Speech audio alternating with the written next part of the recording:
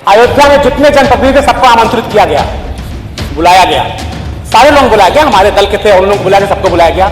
लेकिन पता नहीं किस तरीके से वर्गीकरण किया गया कि हमें आमंत्रण भी नहीं दिया गया। हमसे पत्रकारों ने पूछा और कहा विधायक जी क्या हुआ, आपको नहीं बुलाया गया था? तो हमने कहा जैसे हम लोग माँ बाप की सेवा करते हैं, घर से आते हैं, उनसे आशीर्वाद लेते हैं, उसी तरीके से चाहे भगवान राम हो, चाहे माता सीता हो, चाहे हनुमान जी, हम तो घर से निकलेंगे, जाएंगे, प्रणाम करेंगे, उनसे आशीर्वाद ले लेंगे।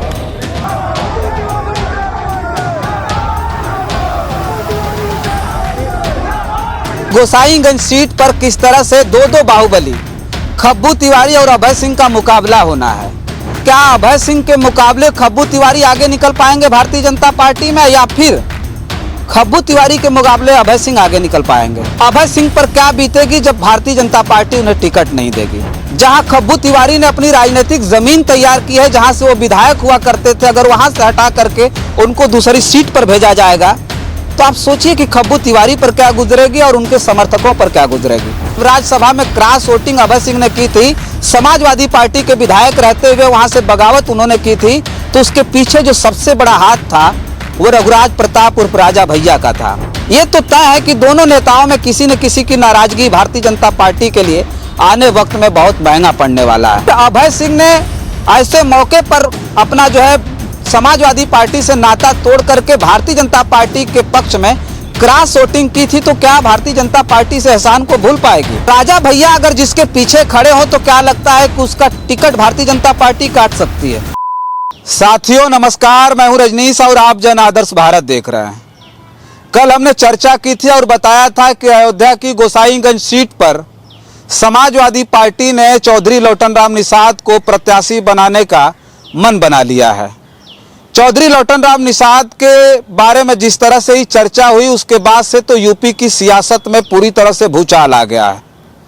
लेकिन गोसाईगंज सीट को लेकर के जो सबसे अहम चर्चा है उस पर आज हम खबर करने जा रहे हैं और हम बताएंगे कि गोसाईगंज सीट पर किस तरह से दो बाहुबली खब्बू तिवारी और अभय सिंह का मुकाबला होना है। चौधरी लौटन राम निषाद तो प्रत्याशी समाजवादी पार्टी बनाएगी उनको, लेकिन उससे पहले ही ये बात की सबसे ज्यादा सुगबुगाहट है कि किस तरह से एक ही सीट पर दो बाहुबलियों का मुकाबला एक ही पार्टी से होना है। भारतीय जनता पार्टी के पूर्व विधायक खब्बू तिवारी जो अपना एक बड़ा कद रखते हैं उत्तर प्रदेश की सियासत में, और उन्हें वो भी बाहुबली विधायक के रूप में ही जाने जाते रहे।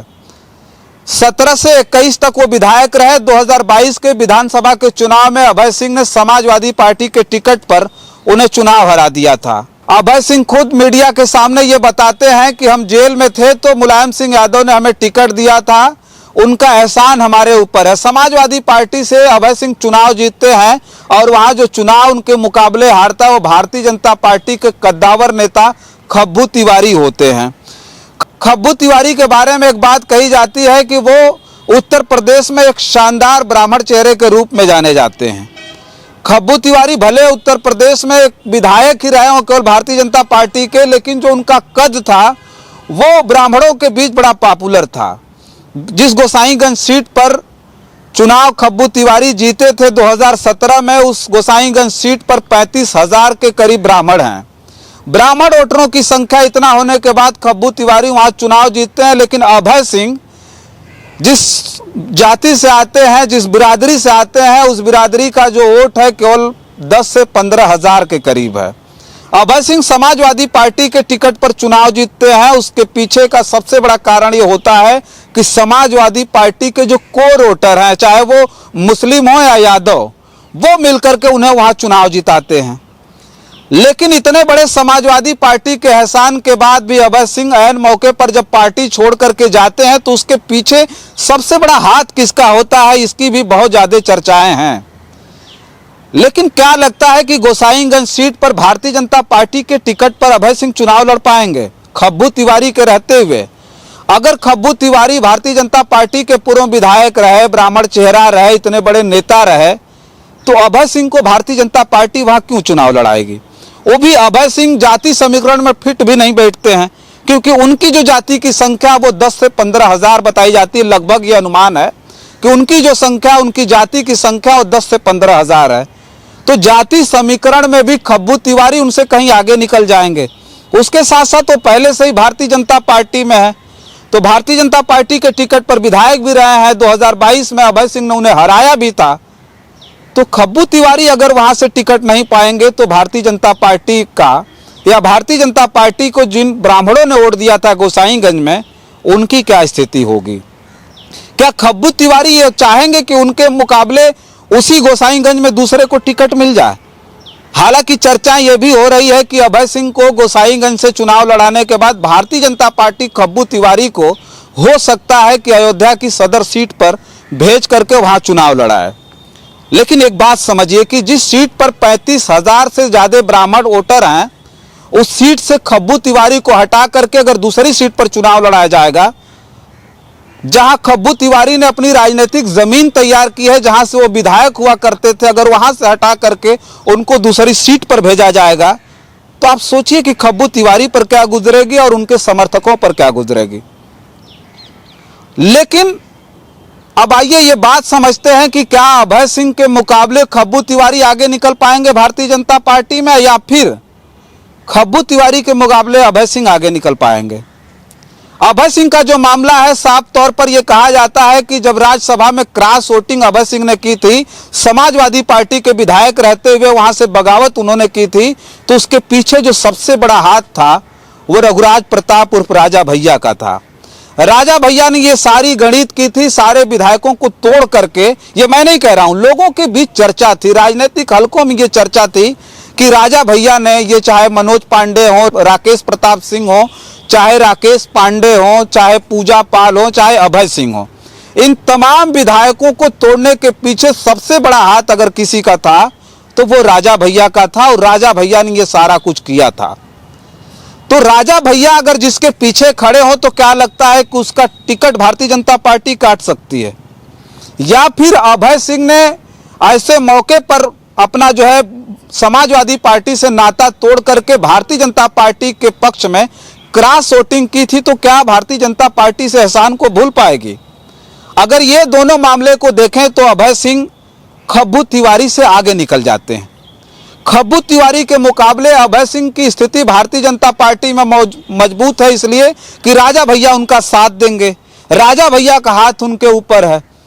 और ऐन वक्त पर पाला बदला और समाजवादी पार्टी जो समाजवाद करते थे अभय सिंह, वो उनको ये बात समझ में आने लगी कि नहीं, हमको सनातन करना है, हमको भगवान राम की चिंता है, उनको अंतरात्मा की बात समझ में आने लगी। तो ये सब जो सारी चीजें थी ऐन वक्त पर वो भारतीय जनता पार्टी के अनुकूल थी। तो ऐसे वक्त में भारतीय जनता पार्टी अभय सिंह को दरकिनार कर पाएगी। लेकिन उसके अलावा अगर खब्बू तिवारी की हम बात करें तो खब्बू तिवारी की जनता के बीच भारतीय जनता पार्टी के लिहाज से, क्योंकि वो उस पार्टी से विधायक रहे हैं, उस लिहाज से ब्राह्मण वोटरों में अच्छी पकड़ है। अगर खब्बू तिवारी को वहां टिकट नहीं मिलेगा तो जाहिर सी बात है कि जो उनके समर्थक हैं, जो उनकी जाति के लोग हैं, वो कहीं ना कहीं नाराज होंगे। और अभय सिंह को अगर टिकट वहां मिल जाता है तो हो सकता है कि उसका सबसे ज्यादा खामियाजा अभय सिंह को भी भुगतना पड़े, क्योंकि खब्बू तिवारी के अनुपस्थिति में जो गोसाईगंज की सीट है, वहां के जो ब्राह्मण वोटर हैं, वो कहीं ना कहीं बहुत बड़ा खेल कर सकते हैं। खब्बू तिवारी को अगर टिकट मिल गया, अभय सिंह को टिकट नहीं मिला, तो सोचिए अभय सिंह की क्या स्थिति होगी। अभय सिंह राजा भैया के कहने गए हों, या योगी आदित्य ने रिपीट, या फिर योगी आदित्यनाथ ने उनसे कहा हो, जो मुख्यमंत्री हैं सूबे के, या फिर अंतरात्मा की आवाज सुन करके वहां गए हों, तो अभय सिंह पर क्या बीतेगी जब भारतीय जनता पार्टी उन्हें टिकट नहीं देगी।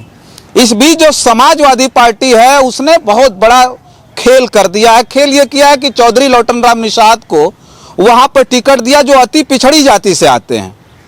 अति पिछड़ी जाति के वोटरों की बात करें तो सबसे ज्यादा संख्या अति पिछड़ी जाति के वोटरों की है, और उसके बाद जो है दलितों की संख्या है।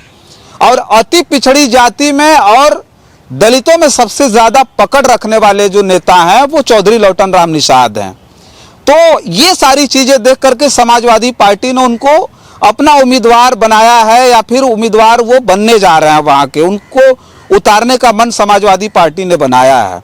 लेकिन जो खब्बू तिवारी और अभय सिंह की बात है तो अभय सिंह और खब्बू तिवारी को लेकर के जो चर्चाएं हैं वो बहुत तेज है और ये दोनों नेता इस पसोपेश में फंसे हुए हैं कि आखिर किसके साथ न्याय होगा, किसे भारतीय जनता पार्टी टिकट देगी। ये तो तय है कि दोनों नेताओं में किसी न किसी की नाराजगी भारतीय जनता पार्टी के लिए आने वक्त में बहुत महंगा पड़ने वाला है। अगर ये होता है, खब्बू तिवारी नाराज होते हैं तो भारतीय जनता पार्टी को उस लिहाज से सबसे ज्यादा नुकसान होगा। लेकिन अगर अभय सिंह नाराज होते हैं तो हमें लगता है कि चाहे वो जितने जो राजनीतिक विश्लेषक हैं, जो जनता है, वो इस बात को समझती होगी कि अभय सिंह की नाराजगी के बाद भारतीय जनता पार्टी का कोई नुकसान फिलहाल होता हुआ नहीं दिख रहा है। लेकिन अगर खब्बू तिवारी नाराज होंगे तो मुझे लगता है कि गोसाईगंज सीट के साथ साथ, अनुमान यह है कि गोसाईगंज सीट के साथ साथ अयोध्या से लगायत अगल बगल की कई सीटें भी खब्बू तिवारी की वजह से प्रभावित हो सकती हैं। बीच में चर्चा थी, पिछली खबर में हमने बताया था कि खब्बू तिवारी को लेकर के ये कहा जाने लगा था कि अगर खब्बू तिवारी को गोसाईगंज से भारतीय जनता पार्टी नहीं उतारेगी तो खब्बू तिवारी समाजवादी पार्टी से भी चुनाव लड़ सकते हैं। लेकिन उससे पहले अखिलेश यादव ने भारतीय जनता पार्टी के तमाम बागियों के लिए अपना दरवाजा बंद कर लिया है।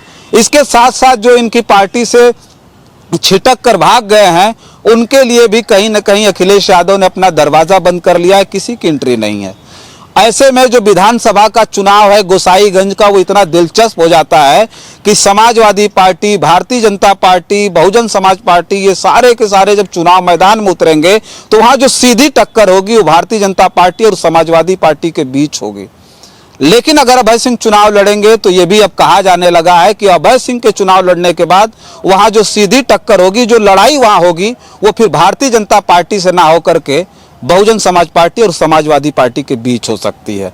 तो ये जो सारी खबरें हैं जिस पे हम चर्चा कर रहे थे, और इसमें अब धीरे धीरे दबी जुबान ये भी लोग कहने लगे हैं कि खब्बू तिवारी बहुजन समाज पार्टी में भी जा सकते हैं। बहुजन समाज पार्टी से अगर खब्बू तिवारी टिकट लेकर के अगर आ गए तो अब सोचिए कि अभय सिंह जैसे नेताओं का, अभय सिंह जैसे विधायक का क्या हाल होगा। गोसाईगंज सीट में एक तरह से कहा जाए तो अभय सिंह बुरी तरह से फंसे हुए हैं।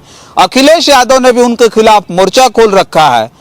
लौटन राम निषाद को चुनाव लड़ा करके वहां जिताने की जो मुहिम है, उससे एक संदेश भी पूरे उत्तर प्रदेश में देना है कि कैसे एक अति पिछड़ी जाति के चौधरी लौटन राम निषाद जैसे संघर्षशील नेता को समाजवादी पार्टी ने टिकट देकर के गोसाईगंज जैसी सीट पर चुनाव जीता। इससे एक मैसेज पूरे उत्तर प्रदेश में भी देना है। फिलहाल इस वीडियो में इतना ही। आप इन खबरों पर क्या प्रतिक्रिया रखते हैं, चाहे वो अभय सिंह हो, खब्बू तिवारी हो, चौधरी लौटन राम निषाद जी हो, या फिर गोसाईगंज की सीट का जाति समीकरण, उस पर आपकी क्या प्रतिक्रिया है कमेंट बॉक्स में जरूर लिख करके बताइएगा। बहुत सारी खबरों के लिए बने रहे जन आदर्श भारत के साथ और हमें दे इजाजत। नमस्कार।